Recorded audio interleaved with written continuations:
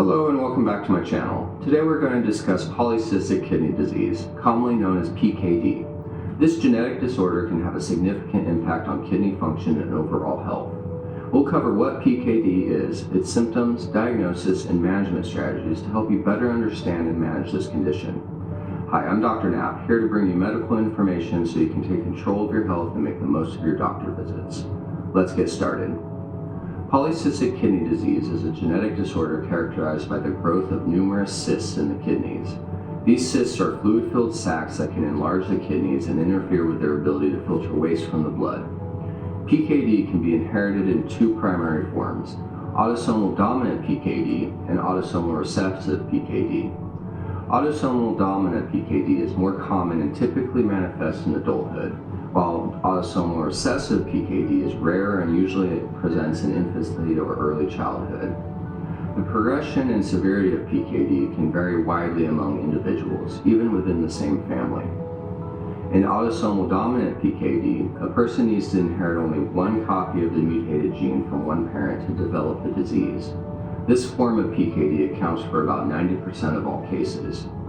The cysts in autosomal dominant PKD tend to develop and enlarge over time, leading to kidney enlargement and impaired function.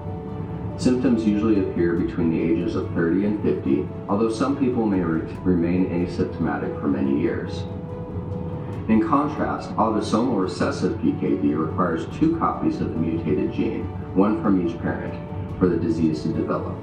This form is more severe and often presents shortly after birth or in early childhood.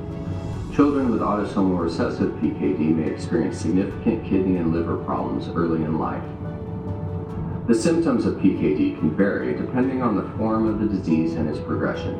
In autosomal dominant PKD, early symptoms may include high blood pressure, back or side pain, and headaches. As the cysts grow and multiply, they can cause a feeling of fullness in the abdomen, blood in the urine, and recurrent urinary tract infections. Kidney stones are also common in individuals with autosomal dominant PKD. In the advanced stages, the enlarged kidneys can lead to chronic kidney disease and eventually kidney failure, requiring dialysis or a kidney transplant. Autosomal recessive PKD, on the other hand, often presents with more severe symptoms at a younger age.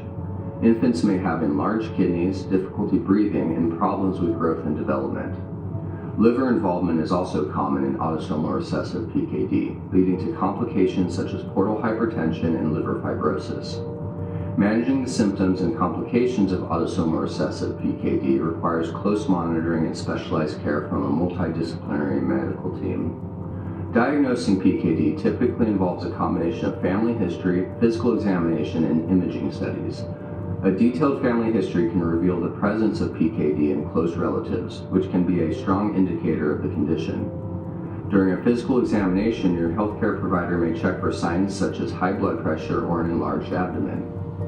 Imaging studies such as ultrasound, CT scans, or MRIs are crucial for visualizing the cysts in the kidneys. Ultrasound is often the first step in diagnosing PKD, as it can detect even small cysts. CT scans and MRIs provide more detailed images and can help assess the size and number of cysts and the extent of kidney enlargement. Genetic testing can also be used to confirm the diagnosis of PKD, particularly in cases where the family history is unclear or if the disease presents at a young age.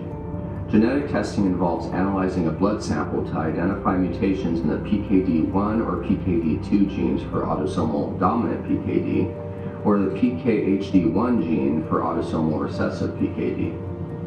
Identifying a specific genetic mutation can provide valuable information about the likely course of the disease and help guide management decisions. While there is currently no cure for PKD, managing the condition focuses on controlling symptoms, slowing the progression of kidney damage, and addressing complications. One of the primary goals of management is controlling high blood pressure, which is common in individuals with PKD and can accelerate kidney damage. Blood pressure medications such as angiotensin-converting enzyme inhibitors or angiotensin II receptor blockers are often prescribed to help keep blood pressure within a healthy range and to protect the kidneys. Maintaining a healthy lifestyle is also crucial for managing PKD. This includes eating a balanced diet low in sodium, staying well hydrated, avoiding smoking, and engaging in regular physical activity. Reducing sodium intake can help control blood pressure and prevent fluid retention. Drinking plenty of water helps keep the kidneys functioning properly and may reduce the risk of kidney stones. Avoiding smoking is important because it can further damage the kidneys and increase the risk of cardiovascular complications.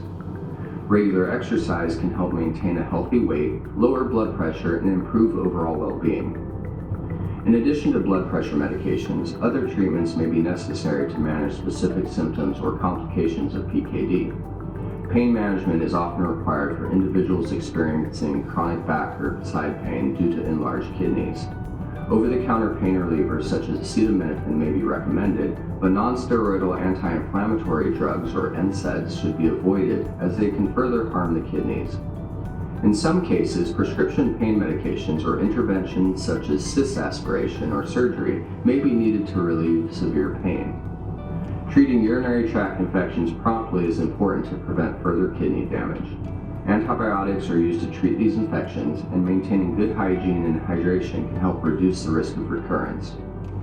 Managing kidney stones involves a combination of pain relief, hydration, and in some cases medical or surgical interventions to remove or break down the stones. Regular monitoring of kidney function through blood and urine tests is essential for assessing the progression of PKD and adjusting treatments as needed. I just want to take a moment to ask that you hit that like button, subscribe to my channel, and leave a comment below if you have any topics you want covered in future videos. Anyway, for individuals with advanced PKD and significant kidney damage, more intensive treatments may be necessary. Dialysis is a treatment option for those with end-stage kidney disease, where the kidneys can no longer effectively filter waste from the blood. Dialysis involves using a machine to remove waste products and excess fluid from the blood, typically performed several times a week. Kidney transplantation is another option for individuals with severe kidney failure.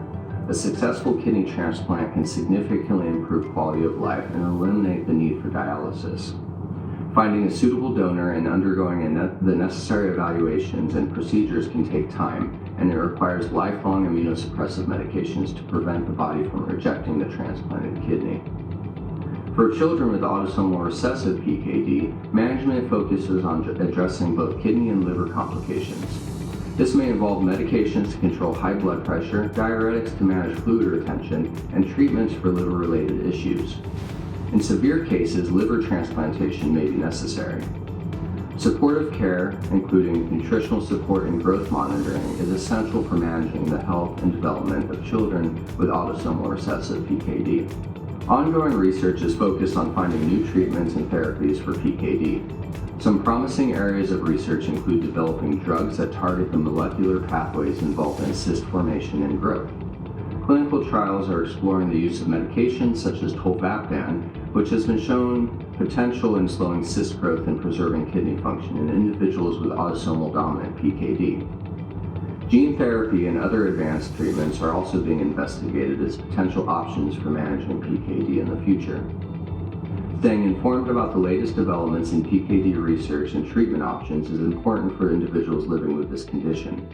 Participating in clinical trials and working closely with healthcare teams specializing in kidney diseases can provide access to cutting-edge therapies and improve long-term outcomes.